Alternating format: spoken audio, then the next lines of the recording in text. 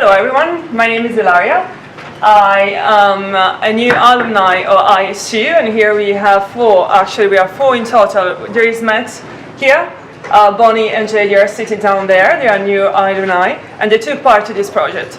So we thanks ISU for being here, so thanks to the International Space University.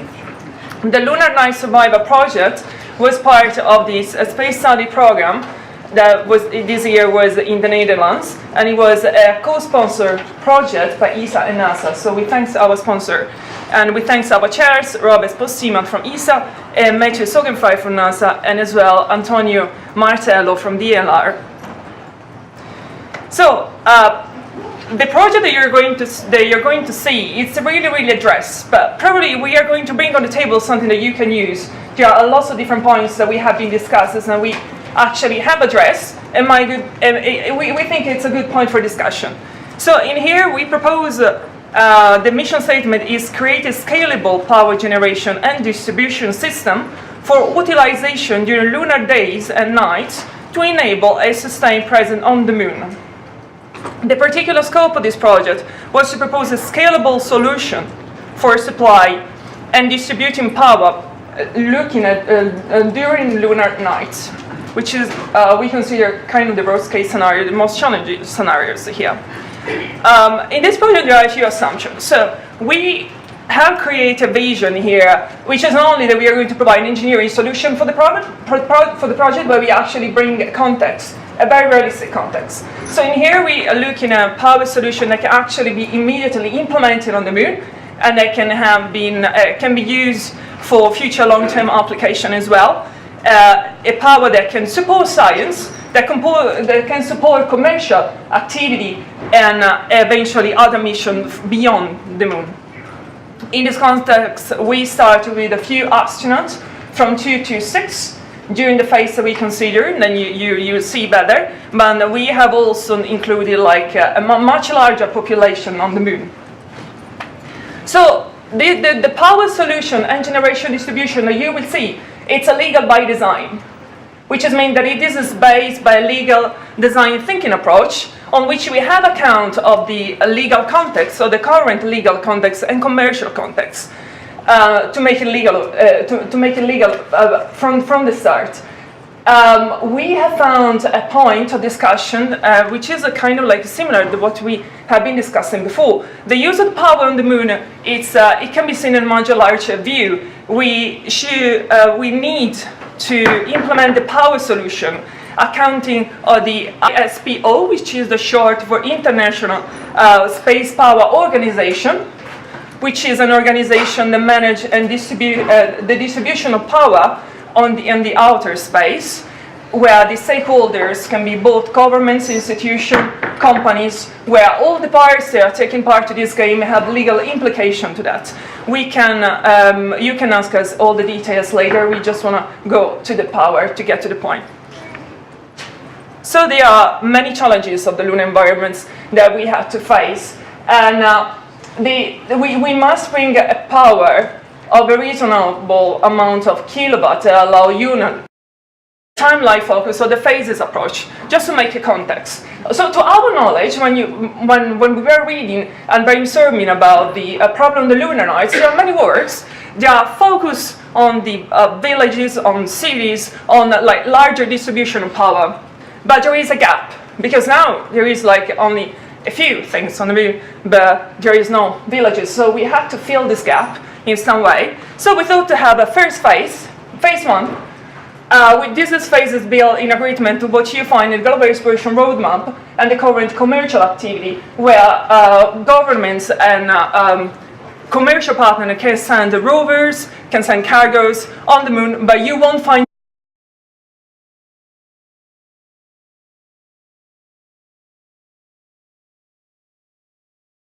is operational, but they are not on the lunar surface. So during phase 2 start with the first landing of humans, so 2 astronauts landing on the lunar surface, and is divided in 3 different parts.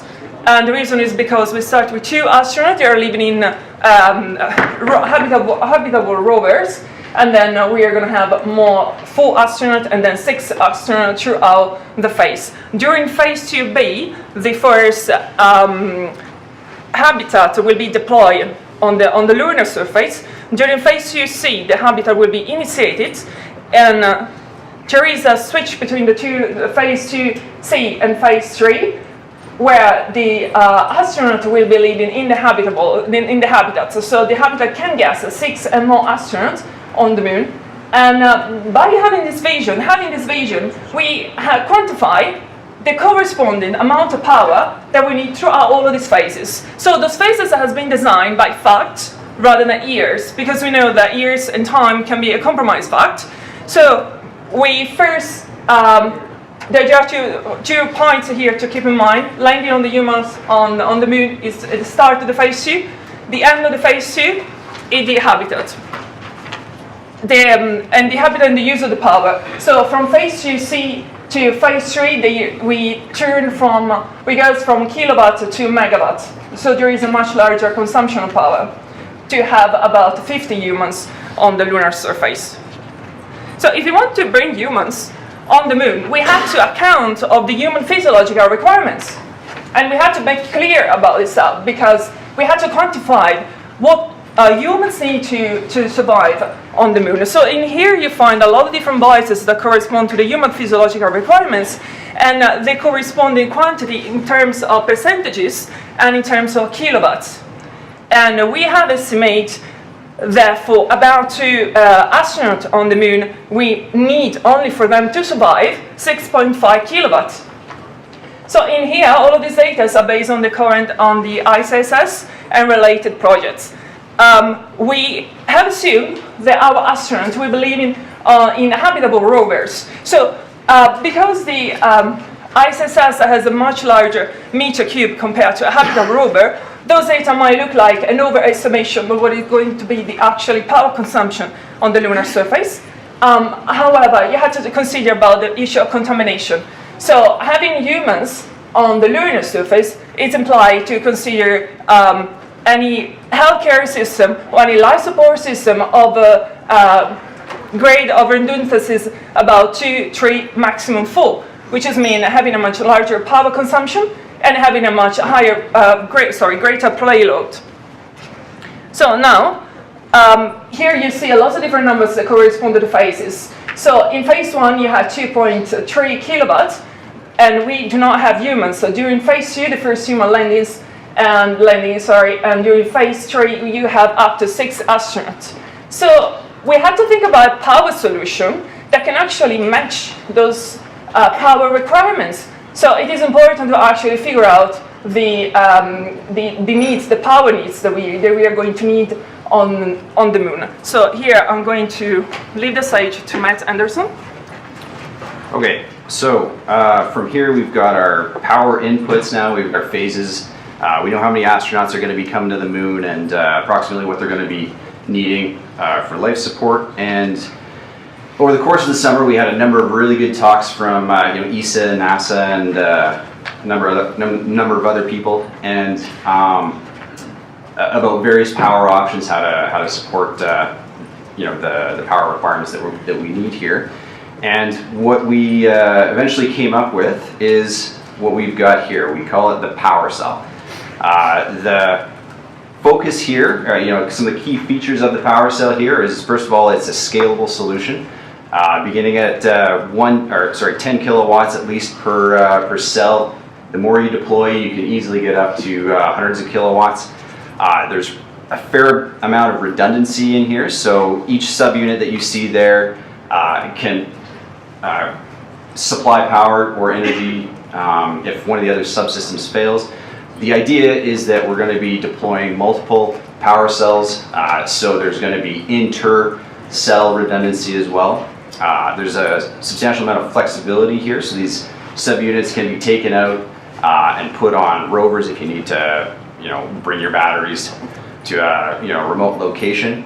And the idea is that it's going to be fairly quick to deploy this. So it's exactly what you see here. It looks like a lander. It's intended to be a lander.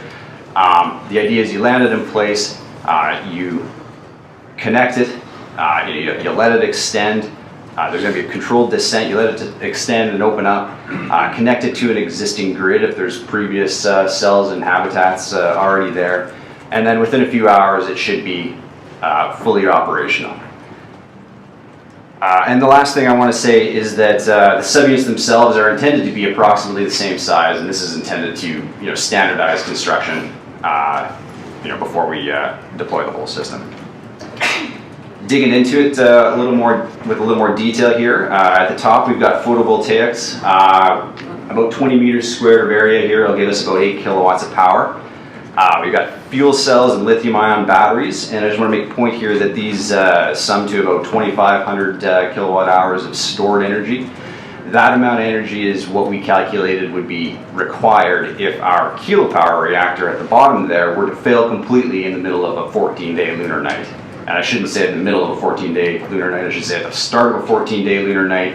You've got 2 astronauts on the moon that need power, and 2,500 kilowatt hours is expected to get them through that emergency situation in time to get them rescued. But anyway, at the bottom you've got the kilopower reactor that'll, it's operational, it'll provide continuous power through the lunar night. And of course, during the lunar night, our crew members are going to be, in safe mode. They're not going to be doing EVAs or anything too rigorous like that. These are the primary systems of our power cell. We've also got a control unit at the top here. This is going to handle communications with Earth, systems monitoring, navigation during descent and whatnot. There's also got to be a thermal radiator system. We've got 8 to 10 meters squared here.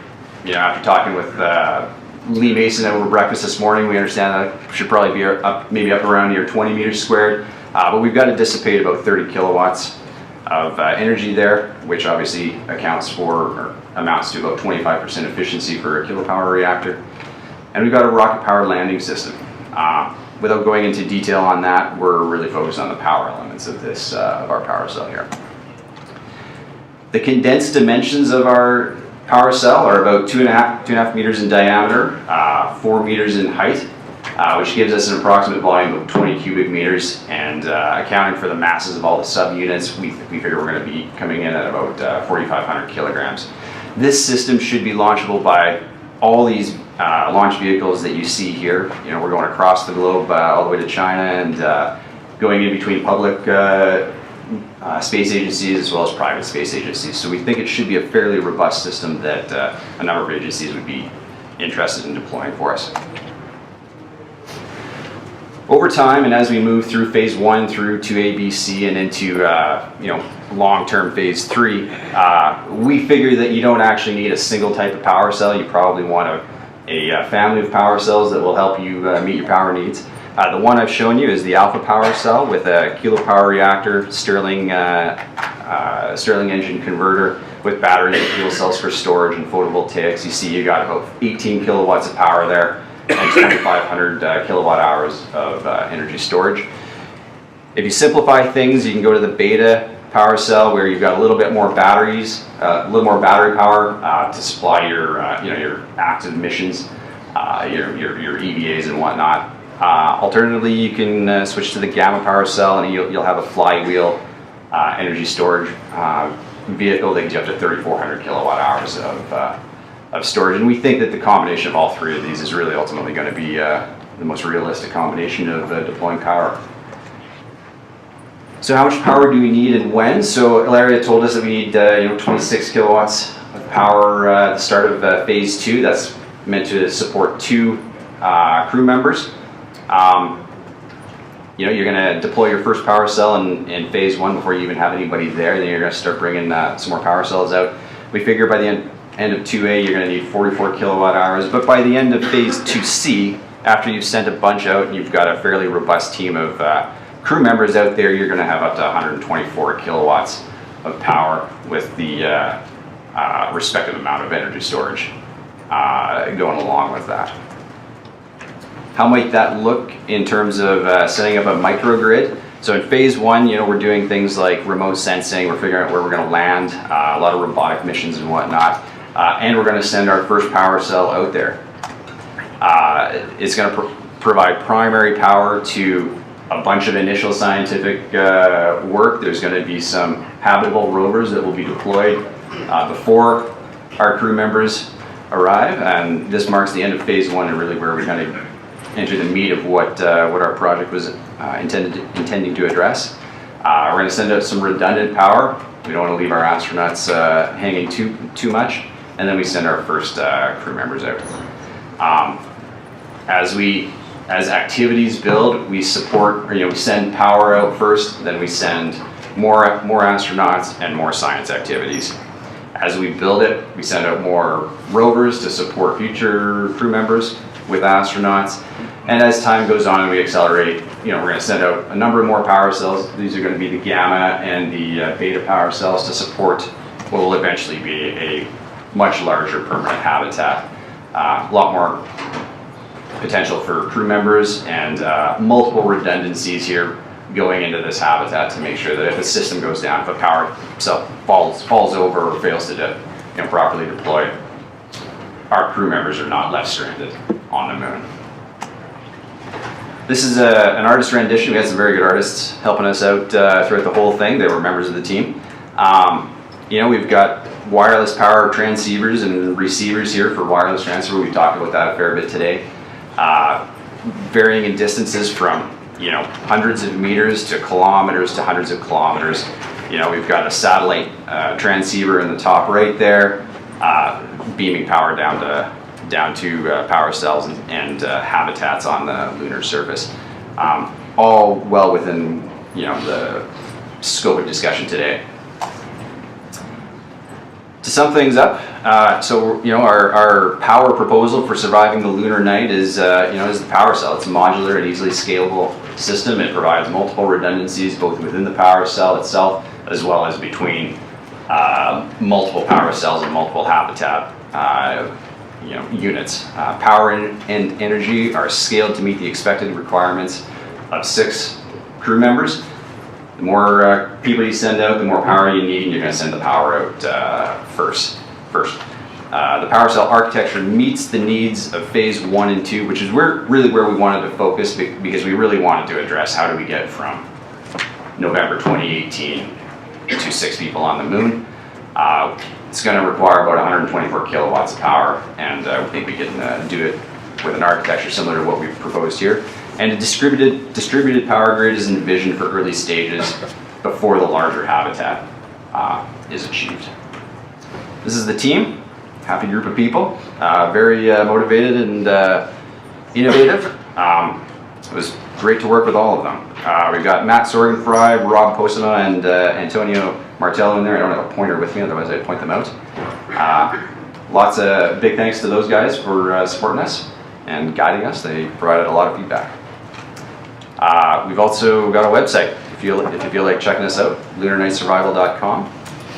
And at that, we will answer any questions.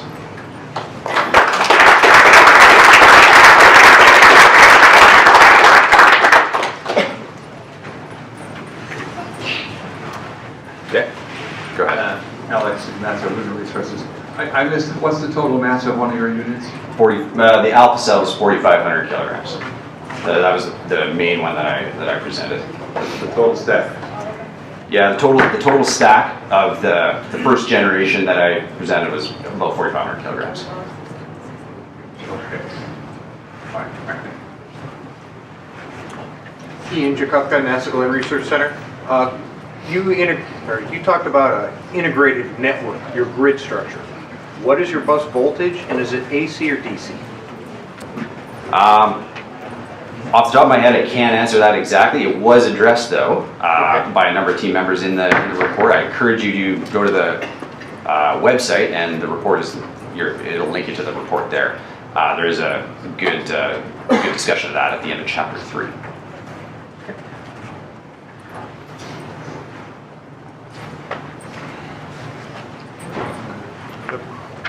Okay, well, thanks again.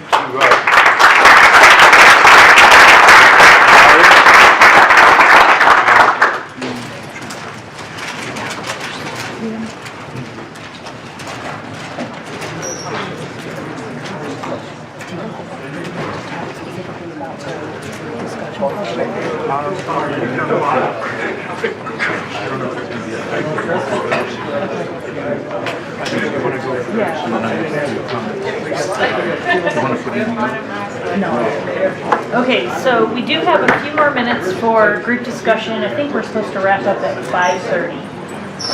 So first what I want to do is I want to say thank you to iSpace and to Honeybee Robotics who provided the refreshments for us today. So thank you.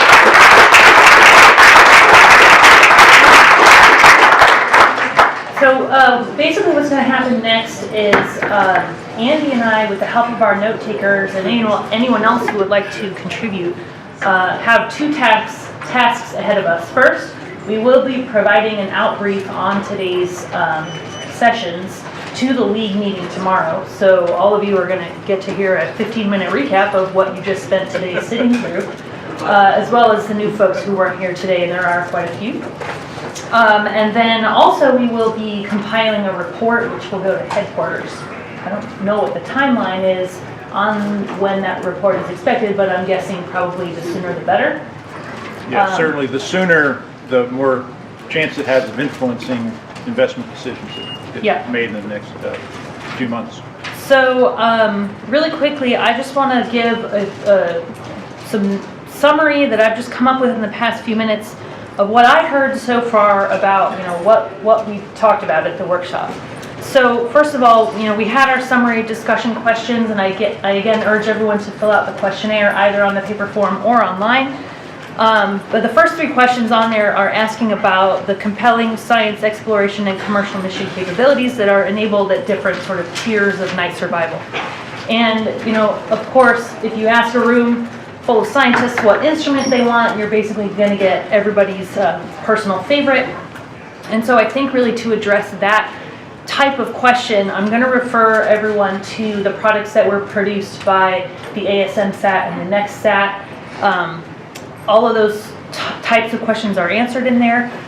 For each of the key science questions that are identified, the final report actually determines measurements, mission goals, and payloads for 5 different types of tiered missions. And the tiers are basically orbiters, small payloads to the surface that don't survive the night, larger payloads and rovers to the surface that do survive the night, and then we also called out sample return as a separate tier of missions because that requires not only getting down but getting back up. As well as technology development recommendations for each of those 5 major missions. And then I just wanted to note, and we did talk about this morning, that for each of these key science investigations, we can make progress at each tier. So really, we just want to get to the surface. And then, of course, once we're there, we want to live as long as we can.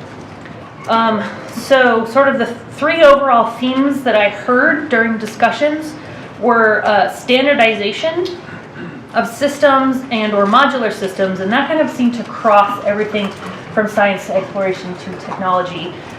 Whether it's interfaces, platforms, power and communication, component databases, and even possibly payload packages, including those that are landing site agnostic. And of course, we heard a variety of different payload packages. I'm not going to list those out here. But when sort of transitioning into an overarching theme for payloads, another thing that came up again and again was networked science. Whether that's a lunar geophysical network, whether that's a network that includes exosphere or volatile transport science, I think there's a lot that can be enabled with the network of instruments on the moon. And I think I'm hoping maybe right now, in the remaining 30 or 40 minutes that we have, we can talk a little bit about International Lunar Network. A lot of the people that were on the organizing committee for that program are here in this room, and I would love to know what to do to kick that off again, or if we want to kick that off again. So I'd like to hear from just the general audience on that. And then finally, another theme is how will different space agencies implement the lunar exploration roadmap? Whether it's looking at prioritized science and exploration goals, tapping into outside communities, what is the role for commercial, and of course the theme of science enabling exploration and exploration enabling science. So another thing is distributed systems versus building up a centralized system that might run off of a single power source in one locality.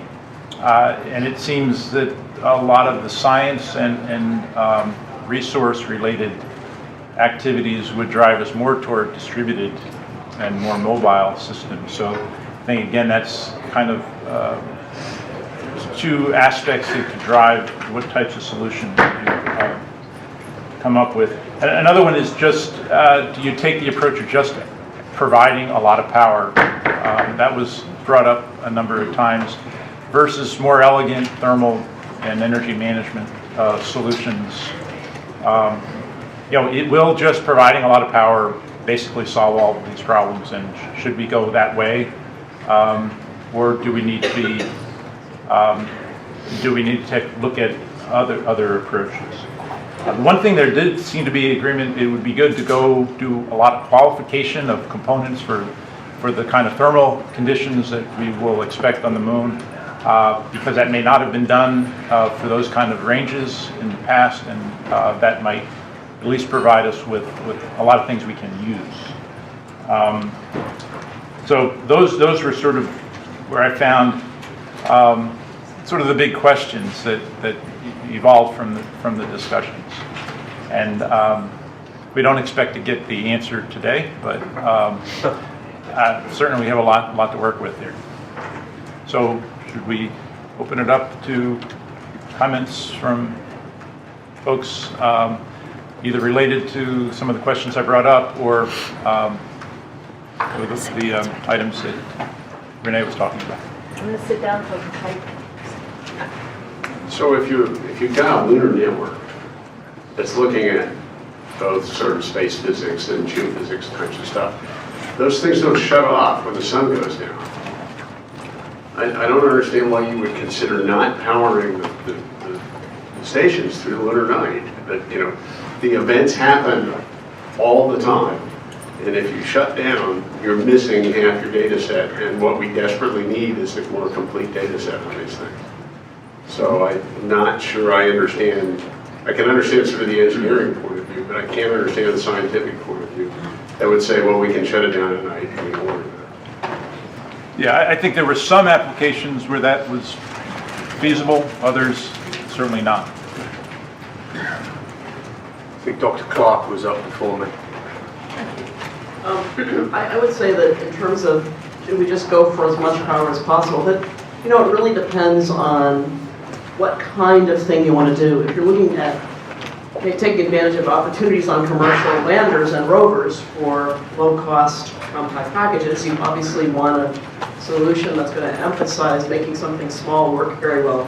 And that may be different. That's why I talked earlier about 3 or 4 different regimes in terms of this problem we're going to solve, hopefully with some generic solutions. It really depends on what your area of interest is. I think that we need pieces of all of them. I'm not suggesting that we just need small packages or just the stations. So, anybody can comment on that? What? Well, I mean, I think we need to, what's the point of going back to the moon? That's something the League asked back when we were asked to develop a lunar exploration roadmap. Why are we going back to the moon? That will then dictate what we detect. Huh? I started asking a rhetorical question. Well, I mean, why are we going back? I mean, that dictates what we propose. I mean, yes, we have small packages, or we have large packages. We've talked about gridded networks. It's all going to cost money. We've talked about commercial participation. But the important thing is that in order to enable the big picture and the small picture, for many cases, we need to survive the lunar night. We need to be able to operate during the lunar night. That's important for a geophysical network. It's important for an exospheric network around the moon. It's important for being able to go into permanently shadowed regions and prospect for these volatiles. And it's important to prospect outside those regions as well during the lunar night to maximize the return. So I can think of instances where you could hibernate. You have a long-lived rover that's just exploring the moon. During the night time, it just hunkers down and then starts up again the next day, but it's long-lived. It can survive the night. It doesn't have to operate during the night. But in coming back to Renee's question about lunar geophysical network, if we have long-lived 10-year lifetime power sources on 3 or 4 nodes, some on the far side, some on the near side, you have a lot of time then for shorter lift stations to be added, so that different communities can contribute to the bigger picture. You can add more nodes to the network as it goes on. So yeah, it's going to be ILN and another name, but it is open, or should be open, to participation from the rest of the world, and there will be standards.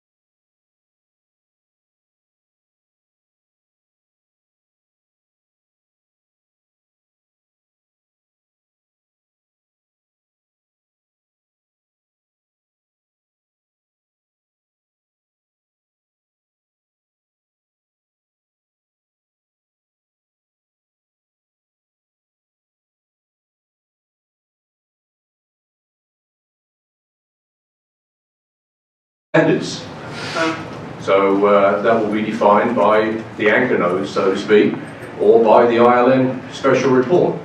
So there's an opportunity for long-term science to actually be global in nature over a decadal period. So and I think we have an opportunity there. But I mean, think about, why are we going back to the moon if we're going to create wealth?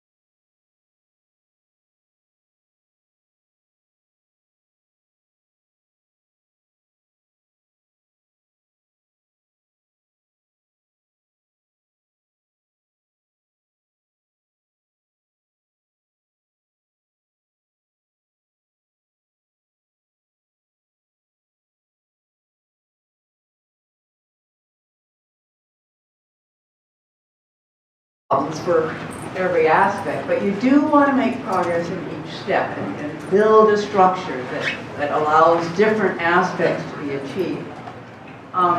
The second thing, which I was a little disappointed in today's discussion, is that there was very little mention about the importance of infrastructure. We mentioned the trains opening up the West, nobody mentioned the interstate highways, but we have zero infrastructure right now. And infrastructure is absolutely key if we're going to make some of these components together if you put a small satellite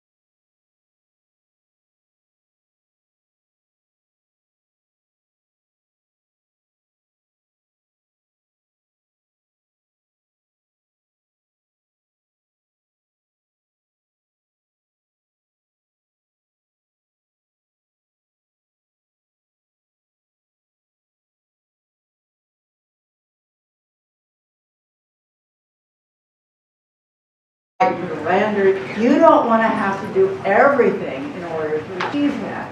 We really need to find a way of putting together and building infrastructure piece by piece so that all these wonderful ideas that have come up today can be achieved. And we didn't talk about that much, but to me it seems like a key component to make things happen. Follow on to that comment. Infrastructure is critical and important. I've seen it in my career where the infrastructure wasn't there in terms of space, and therefore commercial things couldn't be done because it wasn't there. And NASA, I think, is reticent now to build infrastructure.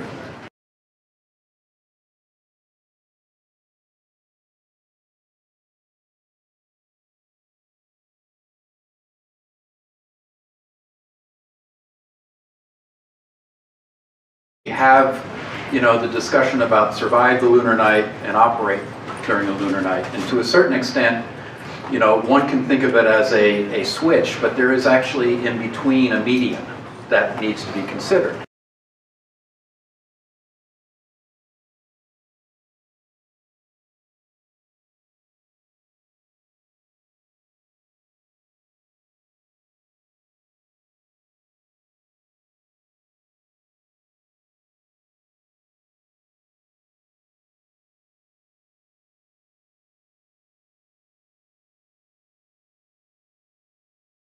Because the massive hardware associated with generating electricity is typically much less than the massive hardware associated with storing that energy for the subsequent time associated. So for example, during constellation, we had power modules for a polar region that would create 10 kilowatts of power continuously, but then only 2 kilowatts of power during eclipse period. So one of the things the community needs to think about is not just the, do I survive, do I operate, but is there an intermediate between those? Because if you say, I want to operate during the lunar night or, you know, an eclipse period, that has a certain infrastructure associated with that.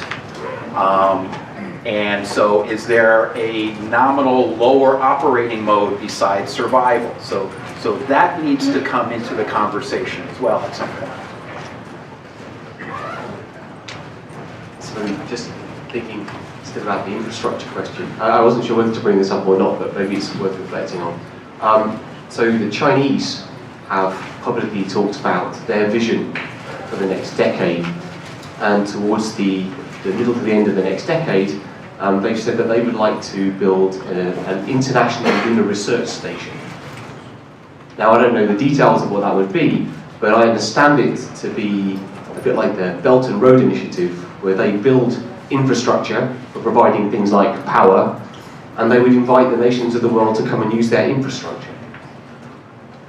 Is that an opportunity? Is that a threat? How do you, is that something you want to respond to?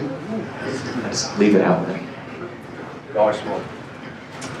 Hello. Hello. Hi, Ryan Colbert from Embry-Riddle Aeronautical University. I just want to add a comment to the fact of lunar dust. My background's in dust abrasion and now in spaceflight operations, and anything that's going to be operating through the night is operating over what would be considered long duration. And you can ask Roving Ron especially about this, but anything that's moving on the moon is going to have to deal with dust, and we can assume that for the most part, for operations, that things are going to be dirty. And I don't think that can be underestimated. I think regardless if there is a terminator effect and dust is lofted from that electrostatics, that's great, but I think anything that is actually moving anyway, it's going to be an order of magnitude dirtier. So I like to say that things are going to get dirty as Schmidt out there. So. I want to say something. I represent United. Yeah, we should be identifying. I represent United Nations Center for Space Science and Space Technology in Asia Pacific. So I want to give maybe a little bit global perspective, because I'm pretty sure I'm more aware of what's happening in the world space community than most of the people here. You guys are all experts in what NASA is doing, what ESA is doing, but it's not just about NASA and ESA. There's a lot of work being done by the Indian Space Research Organization. There's a lot of work that's being done by the Chinese. There's even a lot of work being done by the Africans. And I'm aware of some of that work. And speak as a scientist, some of that work is far more complicated than things I've seen here. So there are, like, for example, our colleagues from the International Space Station talked about a Stirling cycle nuclear reactor. There are plans to put a megawatt-powered nuclear reactor on the moon by some of these nations. So I do believe that these type of problems that were discussed today could easily be overcome by international cooperation, because a lot of the other nations on Earth also have resources. Yes, NASA has done a lot of good work in the 60s and 70s, but that was 60s and 70s, it's long gone. Today, I mean, I don't want to be critical of what NASA does, but they're not doing that well, because of budget constraints, of course, because of government constraints, because of policies. So it's not their fault, because there are a lot of good scientists here I've seen who are very, very good at what they do. But some of these nations are spending far more resources than what NASA is spending for going to the moon or for going to Mars. So I do believe that, and I don't know which platform can be used for this, maybe United Nations or maybe a similar platform.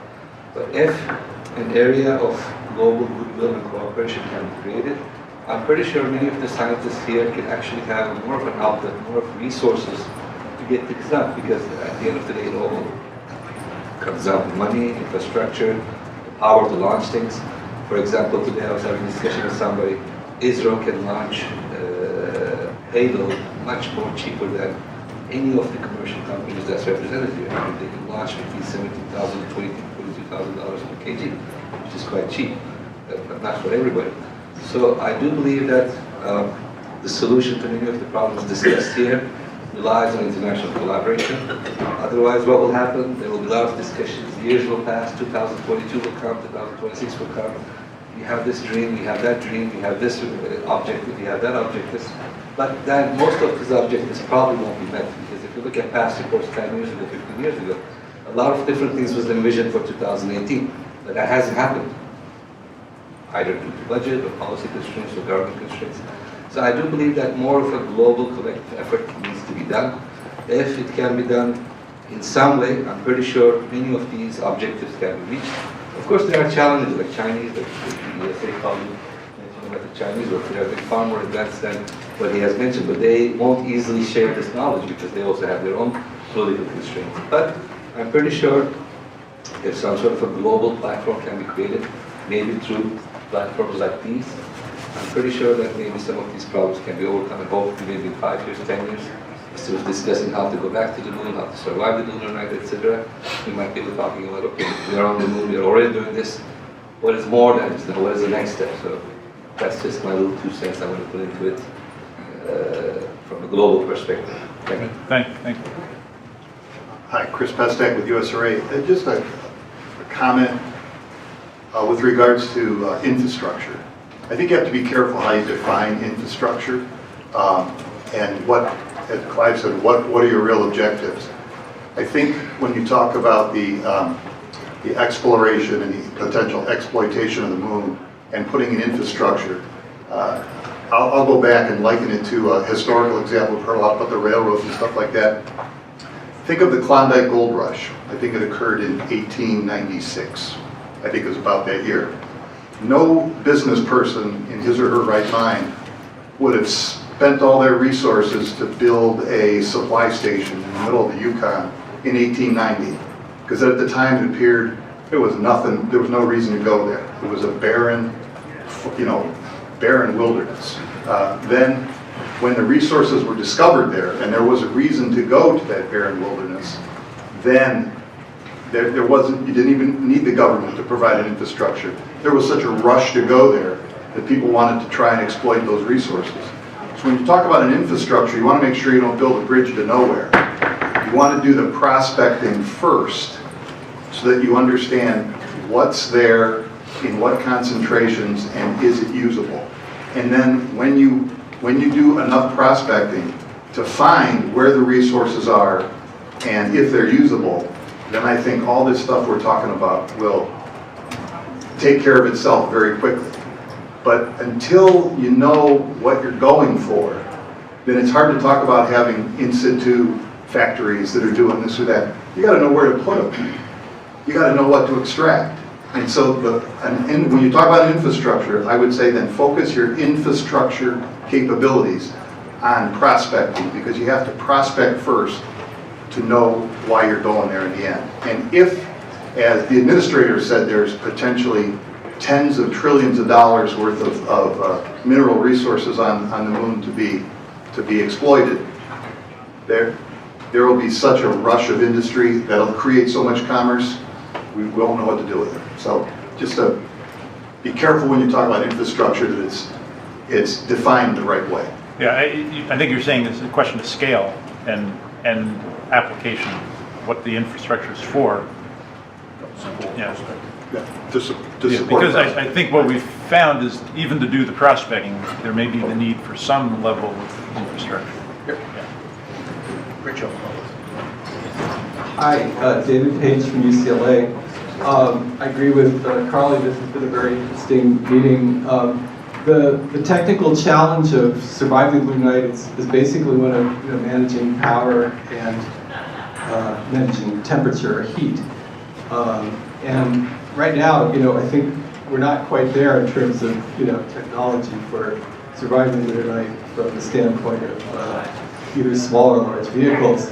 But one kind of technology that could really help us here is the concept of a solid-state battery. So right now the problem is when you get cold, the liquids in the battery freeze, and then when you bring them back up, the battery doesn't work anymore. And so as a consequence, you need to keep the whole battery warm during the polar night, which is during the lunar night, which is very difficult.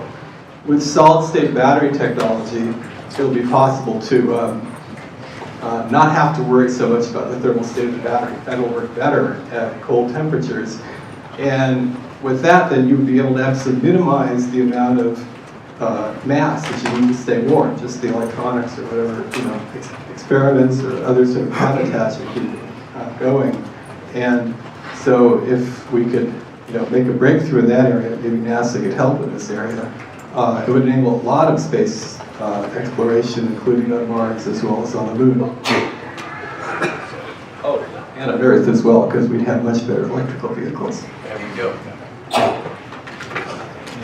Just to go back to what Renee was talking about in terms of the geophysical network, I was wondering, just to throw out, does that provide a framework for looking at infrastructure, standardization, those types of things that could be a model for not only that, but other things as well?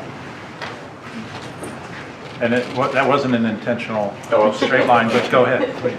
I would say so. You're talking about global communications. If you want to use the far side, and we certainly want to put nodes of that network, that long-lived network, on the lunar far side.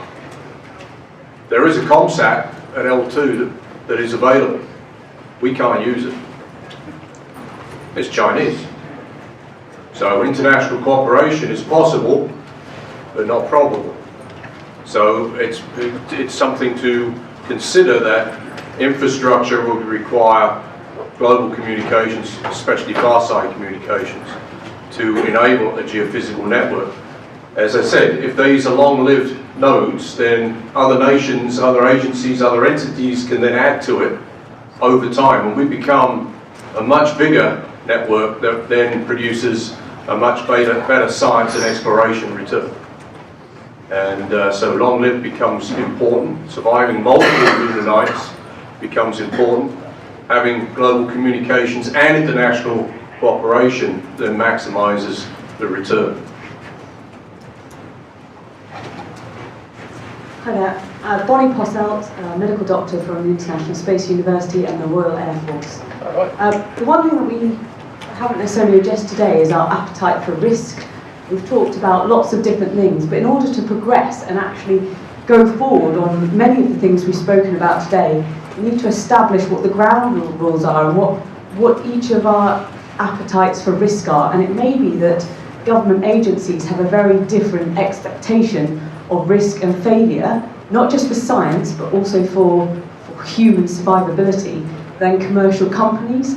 And I think it's important to talk about that appetite for risk and be upfront about that, so you understand what the expectations are, kind of reducing that friction between the private companies and government organisations. Come back.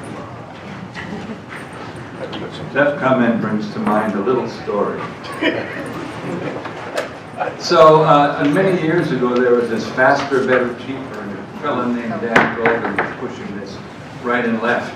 And his answer was, do it faster, do it better, do it cheaper, take risk, but don't fail. Yeah, risk was something I was thinking about earlier in some of the discussions. But I'm not sure we're in the same position we were in 1969. And when you talk about the risk, I think in some ways governments are less risk tolerant than private companies are. They're not risk tolerant at all. Yeah. But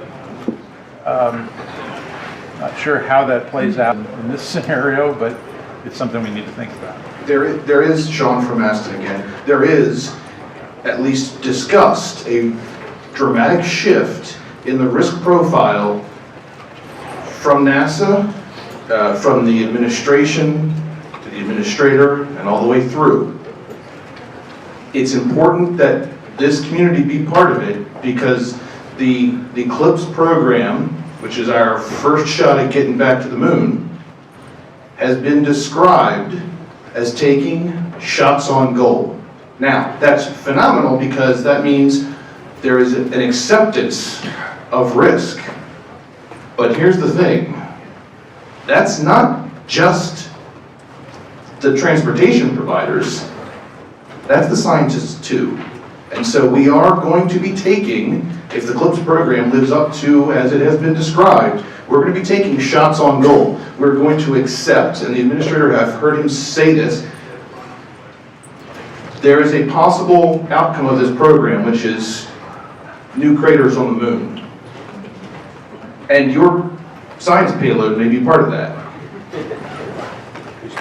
So, at least it's on the moon, thank you. But I think this would be a great topic for another panel either tomorrow or the day after. But yes, risk is definitely a piece of the discussion.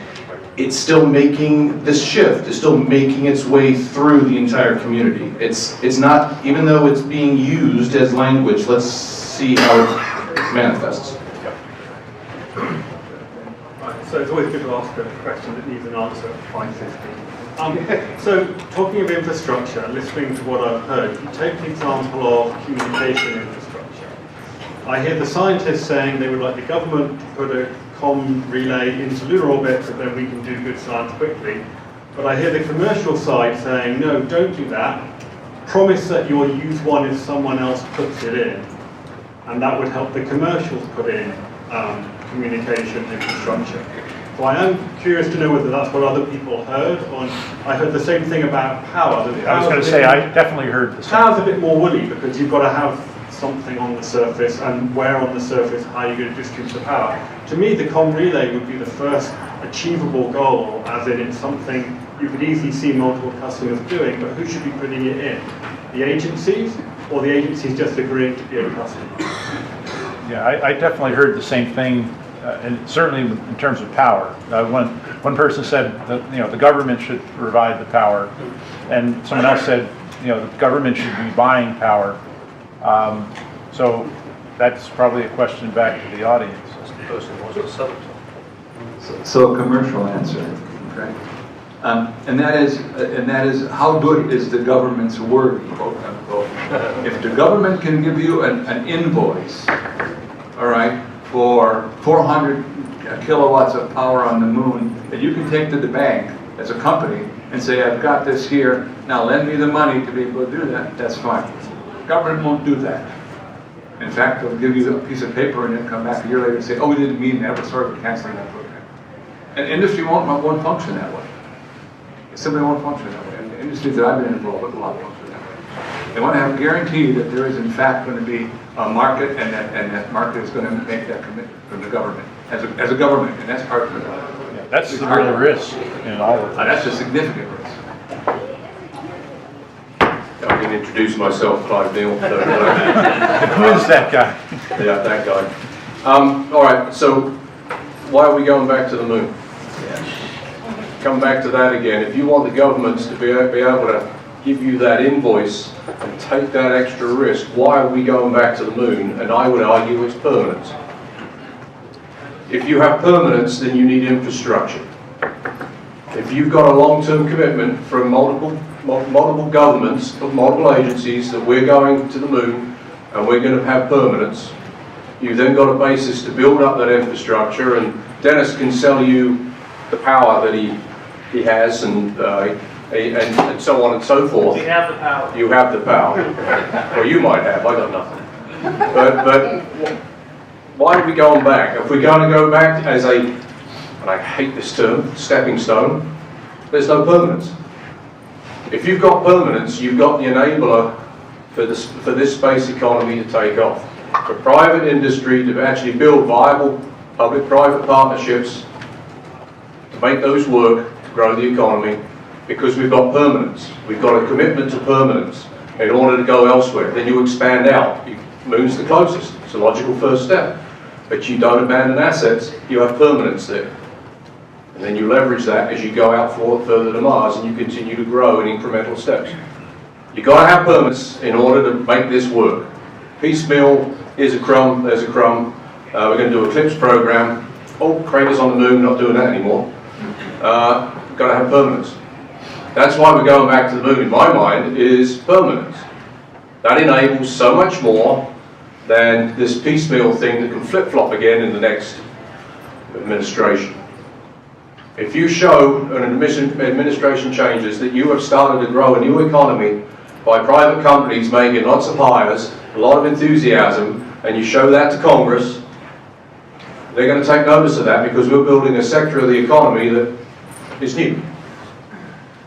That's going to carry some weight, in my opinion, but we've got to have permanence. No permanence? Yeah, why are we here? Yeah, Clive's right. To answer your question about a communications relay on the moon, if you're going to pay somebody to build a communication satellite and get 10% usage out of it, you're going to have to pay a heck of a lot more for that satellite. And by the way, Bezos and Elon and all those guys are building 17,000 satellites to put into orbit so that they can get 100% use by 6 or 7 billion people. So it's a question of where can I invest my money? And Clive's right. If there's a permanent solution, a permanent infrastructure, a permanent commitment to the moon, then the commercial guys will go up there. If there's not, it's simply a question of should I invest my money here or should I invest it there? And if I'm going to build 2 satellites and it's going to get, very little usage, I'm not going to make my money back as compared to some other investment. Very simple. Don't do that very often. Bob's right. All right, then I'm going to throw mine in here. That's not necessarily the case. Elon Musk started SpaceX because the Russians didn't want to give him a cheap launch to put a greenhouse on the moon. When he went over there, that was his goal when he cashed out of PayPal, to take the majority of his money and put a greenhouse on the moon, on Mars, so that it would inspire people. He goes over to Russia. Russia wasn't going to give him a cheap launch. He said, okay, like Cartman, screw you, I'm going home and going to build a launch vehicle company, which he has done. And he has provided tremendous value to the taxpayer because he has vision. He wants to do this. He wants to go to Mars. Elon wants to die on Mars. Jeff Bezos, who was a former student for the Exploration and Development of Space chapter president, said he started Amazon so he could make enough money to help open the solar system to millions of people. And if you look again back in our history, you had people like Bill Boeing, you had Jack Northrop, you had Howard Hughes, you had a former railroad lawyer turned president who helped get the Pacific Railway Act of 1862 passed.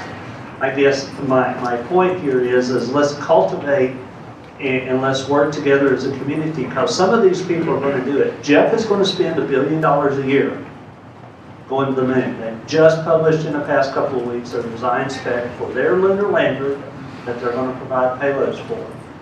How do we, and again, I'll state it again, it's kind of above NASA's pay grade. But NASA has been given a directive under SPD1, or the nation has, to go back to the moon in a sustainable manner. It has been the unfortunate truth at NASA, both in the vision for space exploration and today in this new effort, that gets interpreted as it flows downhill. And it has been interpreted in ways to not support the larger thing, but that's the reason we have a National Space Council. That's why Scott Pace is there. That's why some of these people are there. How do you, as NASA at NASA headquarters, how do you take advantage of what the President has said, and then the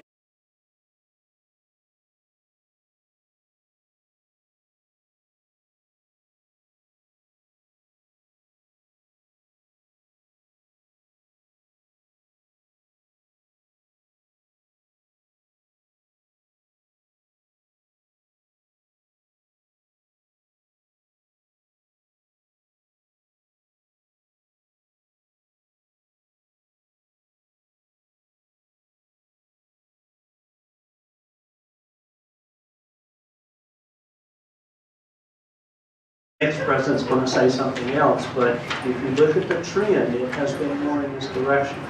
So this is why I talk about standards. Standards helps lower the cost of doing business. The government is really good at doing standards. And there are some things that governments do well. There are some things that NASA does extremely well. How can we help leverage and support these private individuals who build big corporations who want to spend money, and the rest of us who want to do it, go to the moon and then home to Mars. That would be my point here, and this goes to what Clyde was saying, that goes to permanence. Our government has said, John, in 2006, the head of OSTP, the economic development of the solar system has been settled by Congress. Well, it didn't really happen that way. That was a faith statement by him, but SPD1 has stated it again. Let's continue to build on that. Let's bring the politicals and NASA and the community together, because when we do that, just like that former railroad lawyer in the middle of a war for the life of our country has to build and spend a lot of money to build a railroad across the country because it was good for the future of the nation. Why are we going back to the moon? Because it's good for the future of our nation as well as the rest of mankind.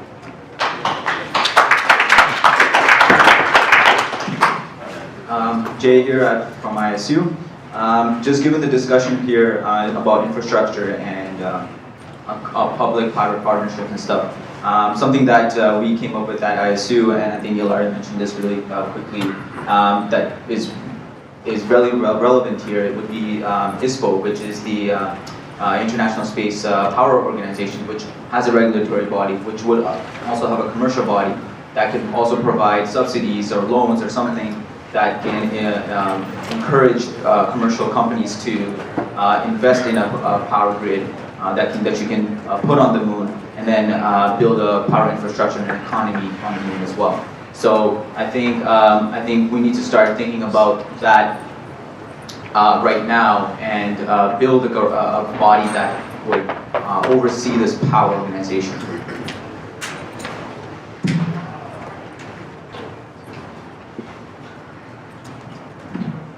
For those of you who know me, you probably know what I'm going to say. There's something that's, to me, like fingernails on a blackboard that I've heard a couple of times, and we need to correct it. We're not going back to the moon. We're going forward to the moon. Back to the moon has a certain connotation. I'm sure you've heard this, been there, done that. Please try to get that out of your vocabulary. We really are going forward. We have a lot of ideas. They've been expressed beautifully this afternoon. And it's not a backward look, it's a forward look. There's a lot to do that's great. Amen, sister. Anything you want to?